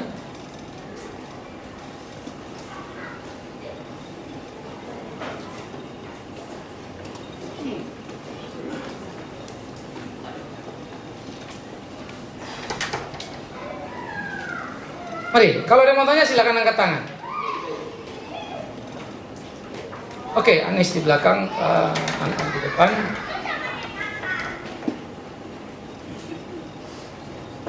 kasih Pak. Saya mau menanyakan masalah istilah iman dan percaya, seperti halnya yang diambil di dalam Matius 17 dan Markus 11, Pak. Itu pertanyaan saya yang pertama. Kemudian yang kedua, istilah yang dipakai di dalam 1 Korintus 8 ayatnya yang ke-6, mengenai hanya ada satu Allah saja, yaitu Allah Bapa, dan hanya ada satu Tuhan saja, yaitu Yesus Kristus. Terima kasih, Pak. Oke, iman dan percaya adalah dua kata yang dipakai bergantian, ya. Dari akar kata pistis yang artinya mempercayakan diri atau juga setia. Setia pada, kalau saya bilang saya percaya Yesus, saya setia percaya pada Dia, itu iman. Jadi tidak sekedar bilang saya percaya Yesus, tapi kemudian saya misalnya bergerak di luar Kristus, makanya dia bilang kau sangkal aku sangkal kau. Jadi iman tidak sama dengan saya Kristen, iman saya iman Kristen, enggak. Sosiologi agama, yes. Tapi aktual di hadapan Tuhan, no. Makanya kalau hidup kita sesuai kehendak Tuhan, itulah iman. Terikat dengan Dia, setia pada apa yang menjadi ketetapan Tuhan itu. Ketika dikatakan ada satu Allah, ada satu Tuhan, itu menghadapi bagaimana pergumulan Korintus yang memang sangat penuh dengan berhala-berhala. Ya, ada patung dewa Artemis, ini itu segala macam di situ. Sehingga diajarkanlah satu Allah untuk menunjukkan hakikat kealahan itu, dan Tuhan Yesus itu yang datang ke dalam dunia. Ya, tapi dia sedang berhadapan dengan orang yang ada di Korintus. Maka diingatkan kepada mereka, Allah kita bukan Allah majemuk. Nah, hakikat kesatuan di dalam keesaan Allah Tritunggal, Allah Bapa, Allah Anak, Allah Roh Kudus. Ya, yang dimunculkan di situ tidak ada Roh Kudus, hanya dua kan yang dinampakkan. Kenapa? Karena lebih berbicara. Orang-orang Yahudi menggugat tanda kepada Kristus, kalau kau anak Allah turunkan api dari langit. Lalu dikatakan di dalam 1 Korintus yang pertama itu, bahwa orang-orang Yunani justru menuntut logika. Kalau memang dia anak Allah, apa logikanya? Nah, itulah kemudian diaparkan lagi oleh Paulus untuk menekan kepada seluruh jemaat melawan gelombang yang datang menghadapi mereka. Ya, oke. Karena Kristus nggak akan ada lagi datang dua kali. Tetapi nanti memang akan ada seperti yang dikatakan akhir zaman, ada yang mengaku Mesias palsu, cuma satu, Dia Tuhan kita. Siapa lagi tadi? Oh, Ekenis. Bigman tadi menjelaskan untuk kami semua bahwa anugerah keselamatan itu dari Tuhan, dan anugerah itu bekerja memanifestasikan iman percaya kita kepada Tuhan, bahwa Tuhan itu ada. Kemudian anugerah itu juga memberikan pada kita paket yang memampukan kita merespons, berperilaku, bersikap sesuai dan konsisten dengan iman bahwa Tuhan itu ada. Pertanyaannya, dalam banyak literatur Kristen kita mengenal istilah agnostik, kategori agnostik yang didefinisikan sebagai kelompok yang percaya Tuhan ada tapi tidak melakukan apa-apa mengenai hal itu. Yang saya ingin tanyakan adalah kenapa ya kategori seperti itu lalu ada? Kalau iman percaya kepada Tuhan itu senantiasa disertai dengan respons dan kemampuan kita merespons, seharusnya kategori yang seperti itu tidak eksis di muka dunia. Either kita percaya Tuhan ada dan berperilaku seperti itu, atau kita tidak percaya sama sekali, ateis. Agnostik ini harusnya tidak ada dan tidak eksis. Kenapa istilah itu ada? Sosiologi agama adalah isu yang memang tidak terhindarkan. Sehingga memang itu menjadi isu-isu ruang teologi untuk memberi identifikasi. Ini kelompok ini kelompok ini kelompok ini. Misalnya ateis tidak percaya Tuhan, teis percaya Tuhan, tapi ada teistik yang humanistis. Pokoknya aku sayang semua orang, itulah bertuhan. Padahal kita bilang kan nggak bisa dong. Kasihlah Tuhan Allahmu dengan segenap hatimu, jiwamu, akal budimu, dan sesamamu manusia seperti diri sendiri. Udah lari ini kan sebetulnya ya. Teistik humanistik ini kan kacau nih. Nah, oleh karena itu kalau mau berbicara segi keimanan itu tidak ada, setuju. Tapi ketika itu ada di ruang diskusi sosiologi agama, sama seperti gereja setan. Ada gereja setan? Enggak, mana mungkin ada gereja setan? Karena gereja adalah definisinya kumpulan orang percaya yang dipanggil keluar dari kegelapan masuk pada terangnya yang ajaib eklesiologi itu kan. Nah, tetapi kemudian ini istilah yang kemudian dibicarakan. Makanya kalau saya bilang, kalau saya pun ditanya ada gereja setan, nggak ada. Terserah setan mau bikin apa, tapi dia tidak ada namanya istilah gereja setan. Ya, tetapi istilah itu kemudian karena dilabelisasi sama kelompok ini sebagai gereja setan, lalu namanya sosiologi agama, media atau apapun pasti menyebut itu sebagai ya, padahal lebih bagus kan pengikut setan. Selesai ya. Nggak usah gereja setan dong. Ngapain ngomongin agnostik? Beriman, percaya tapi nggak bertindak. Pasti tidak dalam konteks iman Kristen. Mestinya iman Kristen menolak. Betul, setuju. Itu sebab banyak sekali istilah-istilah yang sebetulnya di dalam ruang teologi itu yang kalau dipertanyakan jadi lucu. Ya, kok bisa begini sih? Sama kayak Kristen. Kristen itu agama atau status sebetulnya dalam bertuhan kita. Agama apa namanya? Personal relationship dengan Tuhan atau status keagamaan? Kristen. Kita semua Kristen agamanya kan ya. Padahal belum tentu Kristen secara hakikat. Karena Kristen adalah Kristus kecil atau pengikut Kristus yang melakukan kehendak Kristus, baru disebut Kristen. Tapi karena sudah automatically jadi agama, sebutlah agama Kristen. Nah, memang ini perlu pemilahan-pemilahan, tetapi tidak terhindarkan di dalam isu-isu sosiologi agama. Memang akan terus muncul istilah-istilah yang rancunya setengah mati. Rancu banget. Ya, ini memang membingungkan, tetapi itulah yang kita bilang konsekuensi dari kita bertuhan. Nah, karena itu memang pertanyaan-pertanyaan begini penting untuk kita mulai memilah standpoint kita di mana nih. Supaya kita clear. Sama kayak free thinker kan ya. Kalau kita diskusi sama dia, oh saya percaya Yesus. Oh, kalau gitu doang. Ya enggak kan, enggak harus. Loh, ini gimana? Sebetulnya sama kan. Jadi mereka lari kepada bahasa modernnya, kita bilang free thinker. Semua agama sama. Ya ini menarik ya. Jadi saya harap saudara-saudara bisa memperhatikan dan mempunyai interestingnya.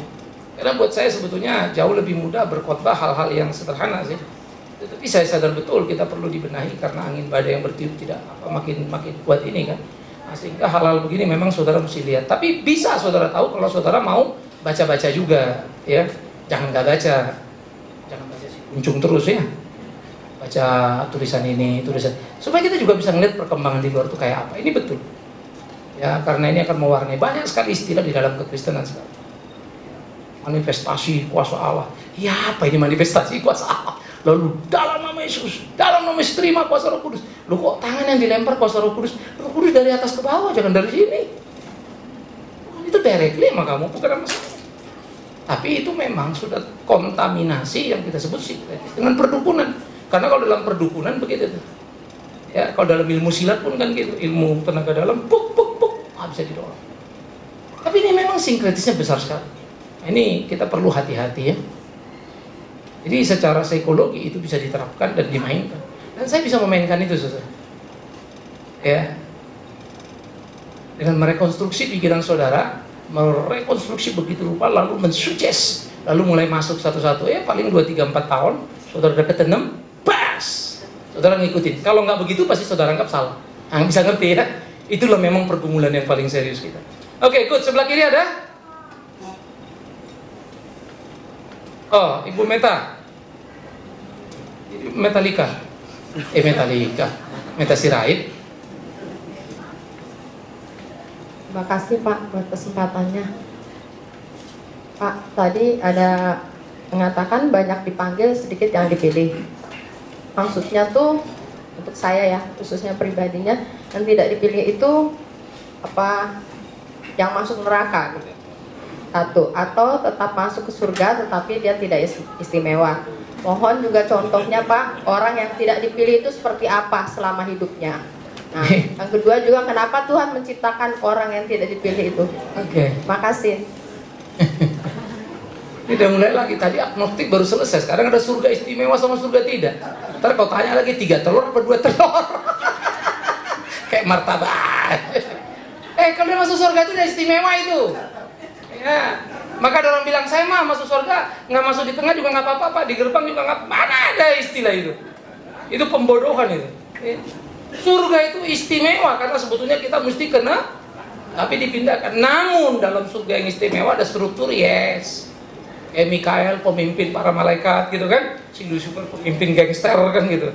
Ada struktur itu. Kayak apa nanti urusan Tuhan di sana, tapi urusan kita di sini berlomba melakukan apa yang Tuhan kehendaki. Jadi nggak ada istimewa, nggak istimewa. Yang kedua, kalau bicara banyak dipanggil sedikit dipilih, ya memang tadi kalau kamu dipilih kamu akan masuk surga, tidak dipilih kamu masuk neraka. Maka bahasa gampang peringatan ini banyak yang ke gereja, sedikit yang masuk surga. Sementara gereja sekarang sebetulnya setengahnya agak euforia berlebihan.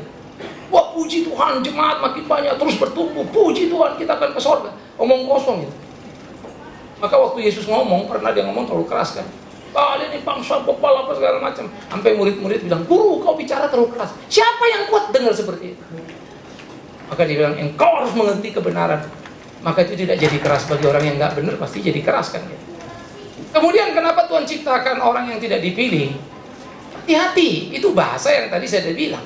Tuhan tidak pernah membinasakan. Ya. Bahwa orang diciptakanlah Adam dan Hawa, lalu orang ini, manusia dua orang ini sempurna, oke? Tapi hakikat ciptaan adalah terbatas. Di dalam keterbatasan ada undang-undang yang harus ditaati. Jangan makan buah, kau makan, mati. Maka waktu manusia memakannya, pilihan siapa itu? Tanggung jawab siapa itu? Karena melanggar perintah Tuhan. Melanggar perintah Tuhan itu yang disebut dosa. Maka matilah manusia ini. Yang dipilih Tuhan adalah yang mati dihidupkan. Tapi mati adalah, kalau kita pakai pilihan ini ya pilihannya si manusia. Jadi bukan Tuhan memilih orang untuk dibinasakan. Jangan kejam gitu ya. Jadi Tuhan tidak memilih orang untuk dibinasakan.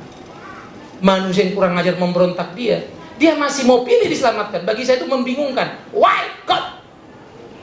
Kalau aku Tuhan, kuhabiskan semua, bikin lagi yang baru. Untunglah kalian, Tuhan bukan orang Batak. Capek-capek amat. Pakai turun dari surga, nggak percaya lagi kita. Hanya menjelaskan pun aku jadi capek. Ya kan, coba Tuhan habisin, brak, bikin baru lagi. Brak, bikin baru lagi. Selesai. Tetapi disitulah saya baru belajar, personal ya. Ini personal. Mengerti betapa berharganya manusia itu. Kok mau dia merepotkan dirinya dengan ciptaannya yang dibawanya itu? Oh Tuhanku, siapa laku yang bajingan ini? Kan begitu. Kenapa kau peduli? Baru saya ngerti kalimat Petrus, apa Paulus? Aku orang yang celaka, yang binasa, yang paling hina, karena pernah membunuh murid-murid pengikut Yesus. Padahal Yesus begitu mencintai. Ya, jadi ini yang kita mesti tangkap tuh, sehingga kita mendapatkan tadi itu ya, anugerah dan mengerti kasih Allah pada kita itu. Karena tidak ada wajib Allah menyelamatkan kita. Ada kewajiban. Kewajiban Allah itu cuma satu, membinasakan. Jangan makan, kau makan mati. Maka waktu dia mau menyelamatkan, itu sebab disebut sola gratia, sola fide, sola scriptura. Semua kita tahu dari Alkitab ini. Indah ya? Oke, ada lagi? Dari kanan semua, sebelah kiri mau ke surga apa enggak sih? Udah ke surga, yang ini bakal. Ayo.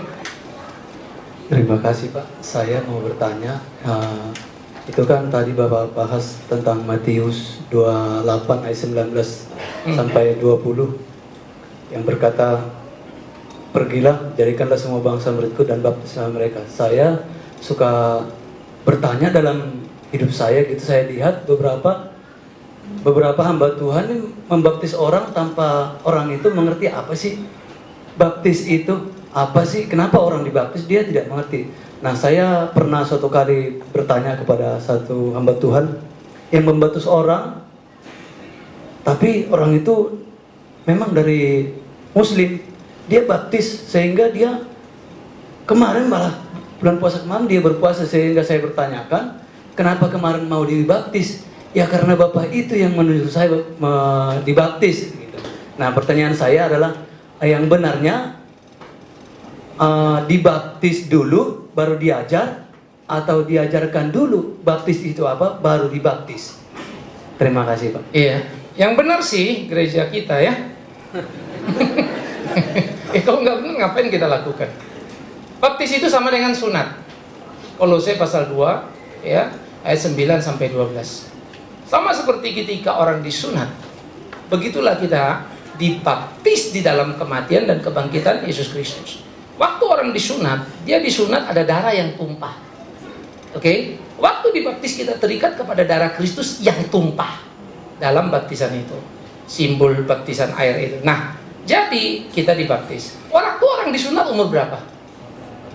8 hari, begitulah orang dibaptis. Ini tidaklah jadi angka ya, tapi artinya kanak-kanak. Nah, anak-anak itu ngerti apa? Memang nggak ngerti apa-apa. Siapa yang bisa ngerti anugerah Allah? Siapa yang bisa ngerti semua kebenaran Allah? Itu adalah inisiatif Allah menyatakan janji kepada si Abraham. Abraham, sunat saya rumahmu mulai 8 tahun. Tapi pada waktu itu Abraham sendiri udah tua. Jadi dari umur 8 hari sampai paling tua disunatlah semuanya. Nggak masal waktu itu ya, kitanan kan namanya. Nah, itulah kitanan masal pertama di kolong langit ini. Waktu sunat disuruh kepada Abraham. Darah tertumpah itu simbolnya. Makanya pengampunan dosa, kalau kita bikin dosa harus ada apa? Darah domba atau darah burung darah, disesuaikan dengan kemampuan ekonominya. Ya, nah kemudian datanglah Tuhan Yesus mati, maka darah Yesus sudah tidak lagi perlu darah domba. Ya, yaitu dibaptislah kita dalam nama Bapa, Anak, Roh Kudus. Nah, sesudah dibaptis, dididiklah oleh orang tuanya. Berlakulah ajaran itu kan. Kalau sudah kau sunat anakmu, ajarkanlah kepada anak-anakmu. Berulang kali. Ulang-ulang terus itu. Sampai bosan kasarnya kan. Akulah Tuhan Allahmu yang membawa keluar dari Mesir tanah perjanjian, bla bla bla bla dan seterusnya. Kita pengakuan iman rasuli kalau dimatikan di sini masih banyak yang nggak hafal. Saya harap juga majelis jangan baca terus. Abaikan itu sudah, mesti. Tidak berarti menghafal masuk surga, enggak. Tapi kalau nggak hafal kan lucu juga. Hafal aja nggak masuk surga, apalagi enggak. Kira-kira gitulah ya. Itu kan sudah kayak kita Pancasila kan nggak mesti cari teks kan gitu. Nah, mestinya orang Kristen itu bagian. Kalau orang Yahudi, kau tanya 10 hukum Allah, encer itu. Saya masih potong panting ya, muter-muter yang 10 hukum itu secara hafal. Karena diajarkan berulang kali. Bahwa akulah Tuhan Allah membuat bla bla bla bla, jangan ada padamu ilah lain, jangan semua itu diajarkan. Ya, sehingga Shema katakanlah. Nah, ulang-ulang kali, lalu ajarlah anak itu kan. Terus sampailah nanti dia umur 12. Apa umur 12 jadi apa?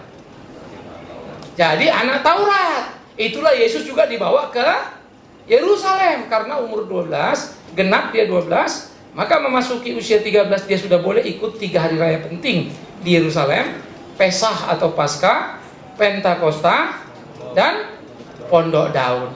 3 itu dia boleh ikut. Kalau di kita, dibaptislah dia waktu anak-anak, disidi, ya namanya kan disidi kan, bukan disidik ya. Disidi dekat kantor polisi itu ya kalau disidi aneh. Disidi, baru sesudah disidi dia apa? Pengakuan iman kan? Barulah dia boleh ikut apa? Perjamuan kudus. Kalau nggak boleh. Dia mesti tahu apa yang dia lakukan. Itu namanya sidi, pernyataan iman. Nah, itulah anak Taurat. Maka orang tua bertanggung jawab pada iman anaknya. Demi Tuhan yang hidup, dengarkan kalimatku. Jangan sampai Tuhan memurkaimu karena kau lalai mengajar anakmu. Kalau orang tua, anak kita suruh ke sekolah minggu mereka belajar, tapi tidak boleh Anda berhak cuci tangan, udah urusan sekolah minggu aja. Nggak bisa. Biarlah keluargamu diberkati Tuhan. Bertanggung jawablah. Didiklah anak itu, ajarlah anak itu kebenaran itu. Maka itulah hidup Kristen yang indah itu. Jadi jangan main titip-titip, pokoknya udah masuk apa namanya? Sekolah minggu dah. Heran nih guru sekolah minggu bodoh-bodoh, nggak bisa ngajar. Kenapa Bu? Anaknya kurang ajar. Wah itu mirip maknya ya. Yang malah guru sekolah minggu ketemu seminggu sekali kok marah. Lah kau tiap hari. Ya orang tua jangan begitu. Maka orang tua akan digugat. Barang siapa menyesatkan anak ini, biarlah kilangan batu itu diikat ke lehernya, cemplungkan ke laut sana. Saya lama guru sekolah minggu dan saya gak keras sama orang tua. Nah, kita akan ngajar baik-baik, tapi please. Apalagi kalau anak itu udah sharing cerita terus nangis, papanya gini, mamanya. Oh kita kasih tahu. Om sorry, Ante sorry, Pak sorry. Anaknya kasihan, dia gini. Ada juga si ibu yang kemudian nangis. Ya memang keluarga kami gini. Suami saya memang begini Pak. Anak ini ngelihat kalau papa mama kelahi sadis, orang lemparan bareng. Jangan lukai hati anak itu. Ya, nah jadi disitulah yang namanya ajarkan sehingga mereka lakukan. Waktu dia di CD itu kan, ya kalau dibilang jadi anak Taurat, dia udah bertanggung jawab penuh. Jadi waktu dia pergi ke Yerusalem dia tahu kenapa. Waktu dia ke sini dia tahu kenapa. Begitulah anak kita nanti. Waktu perjamuan kudus dia tahu kenapa. Gak asal gitu. Jelas ya? Jadi nanti kalau kau sudah kawin, baptis masih anak-anaknya ya. Kau mau ya? Hah? Oke, udah mau merit belum sih? Hah? Tetapi sekarang ada tren, ini memang maaf ya. Memang kalau soal ini saudara mestinya nggak usah terlalu bingung lah, karena memang gereja sekarang orang pengumuman dibaptis hari ini bisa daftar, sore langsung dibaptis.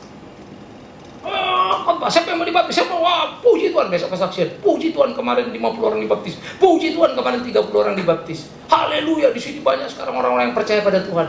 Demi Tuhan yang hidup. Kalau kalian belajar misi dan turun di Kalimantan itu membuat saya mata tercelik. Waktu kami datang, lalu ngobrol-ngobrol, saya gali. Padahal itu kira-kira cuma 1 jam jalan kaki dari jalan raya, 1,5 jam. Dari sekolah kita itu 30 menit, ya, sampai simpang Lapos itu 30-45 menit, masuk ke dalam kira-kira 1 jam, 1 jam setengah. Jadi kita punya apa namanya, Tubang Raeng punya PAUD kita, 1,5 jam jalan ke dalam. Ya, waktu kita jalan, kalian tahu? Kalian gimana ceritanya? Dulu kami animis, Pak. Lalu pernah Katolik. Tapi kemudian Romo itu pergi, nggak ada gantinya, Pak. Ya kami balik lagi animis. Bertahun-tahun lagi. Datang lagi kemarin SCT penginjilan. Sekarang kami Kristen, Pak. Terus mau bagaimana lagi? Sekarang juga pusing lagi, pendetanya nggak ada. Karena memang sekali masuk ke dalam itu daerah memang agak rawan sih. Jadi nggak ada pendeta mau tinggal di situ. Oh iya, 2 jam aja. Jadi nggak ada pendeta mau tinggal di situ. Akhirnya seringkali mereka kosong. Nah waktu saya datang itu transport sudah lumayan bagus. Yang 2 jam itu. Sebelumnya lebih parah itu. Baru saya pikir, ya aduh Tuhan, ngeri sekali ya. Sementara kita di sini haleluya, haleluya terus. Ajarlah mereka, buatlah mereka ngerti. Jadi mereka linglung itu. Sebentar ikut perjamuan nih, kalau lagi diajak aja, tapi nggak ngerti. Jadi waktu saya cerita saja sama mereka, jadi ceritalah ya anak muda, orang tua. Aku udah bingung mau pakai bahasa apa. Jadi ya hidup kita itu Tuhan pimpin. Oh, seperti kapal terbang ya, kalau terbang itu kan terus mendarat indah. Semua bengong. Baru aku sadar, aku ngomong kapal terbang yang dia nggak ngerti apa itu. Aduh mak, kurubah lagi, mulai bingung aku mikirin apa yang ada di hutan kan. Sementara aku belum kuasai betul contoh apa. Saya kasih contoh salah. Ini sederhana nih. Bayangkan mengajarkan perjamuan kudus, ya. Dan terakhir ada satu contoh yang menarik bagaimana mengajar itu jadi penting. Don Richardson ya, yang ke Papua ya, anak perjanjian itu ya. Waduh, waktu pelayanan pertama dia cerita Yudas. Jadi ada Yudas begini-begini mengkhianati, begini-begini, Tuhan Yesus dihianati. Tiap kali kata Yudas semua tepuk tangan, hore Yudas, bingung pendetanya. Hore Yudas terus ini kan? Bingung, bukan, Yesus yang baik, hore Yudas. Akhirnya dia belajar terus, penasaran dia pelajarin. Ternyata ada budaya yang dia nggak ngerti. Baru dia belakangan tahu. Di budaya itu, kalau kamu bisa buat janji sama orang lalu kamu hianati orang itu dan orang itu ketangkap, kamu bohong, kamu tipu, ketangkap, kamu hebat. Barang siapa bisa menipu dan sampai menangkap musuhnya, dia jago. Makanya sudah jago. Nah cerita gini kan kita bingung. Tapi waktu aku pikir ya, aduh Tuhan, enak kali dah si Bigman ini ya. Di Jakarta ini khotbah terus. Yang dengar orang bisa mikir. Lalu nggak ngerti nanti CD diulang lagi. Wah, misi itu ngajar. Saya rasa ya, kalau saya pribadi saya punya utang pada misionari seperti itu. Ya, kulit putih, mata biru, masuk dalaman ini. Orang Indonesia semua mau bangun kerajaannya di pusat kota. Ya, jadi aja saudara. Ini yang kita mesti mengerti. Apalagi kalau kalian khotbah di Kalimantan di dalam desa itu kan, saudara-saudara, iman Kristen itu paradoks. Lihat kiri lihat kanan itu. Ih, Pak Bigman ngomong ikan apa itu? Aduh, ikan apa ya? Arwananya itu bukan lele kali. Bukan lele itu, buah itu. Apa enggak gila aku kalau ngajar itu? Bagi saya lebih susah ngajari Kalimantan ke pedalaman. Karena mesti memilih kalimat yang sesederhana mungkin dan cocok dengan kondisi. Saya disuruh sekolah minggu sekarang beban berat. Saya bisa keringat kalau ngajar anak kecil sekarang. Jadi adik, ya kita nggak boleh gitu. Ini kan konsekuensinya kan Tuhan marah.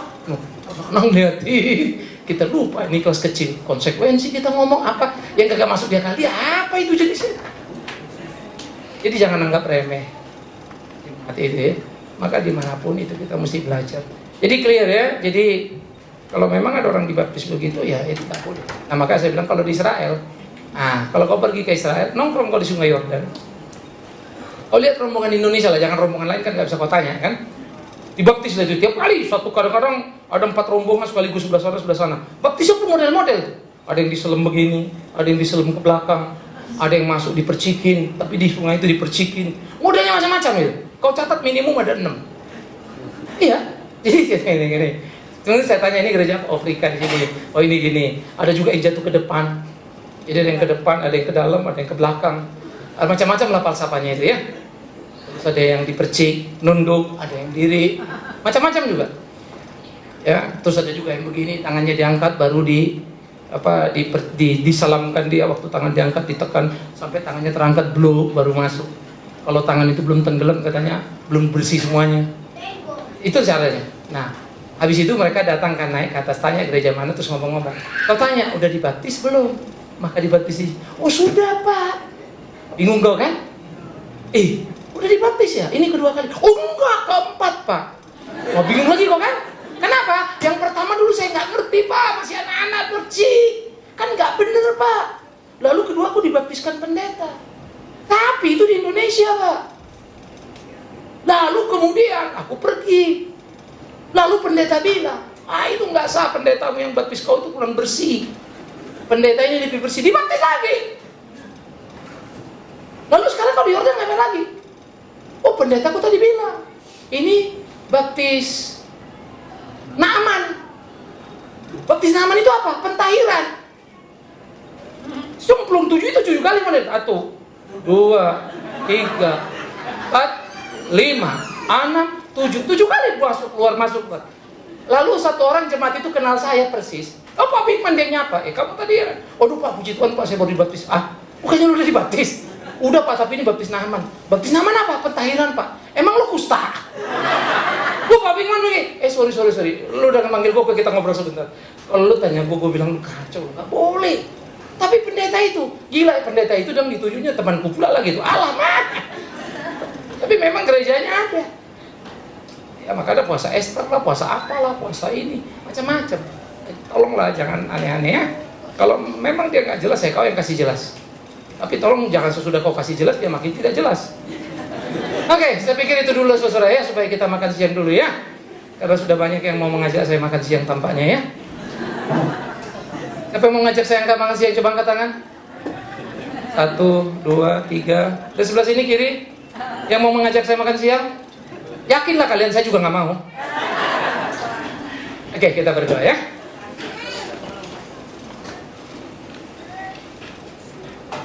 Kita ambil waktu teduh sejenak.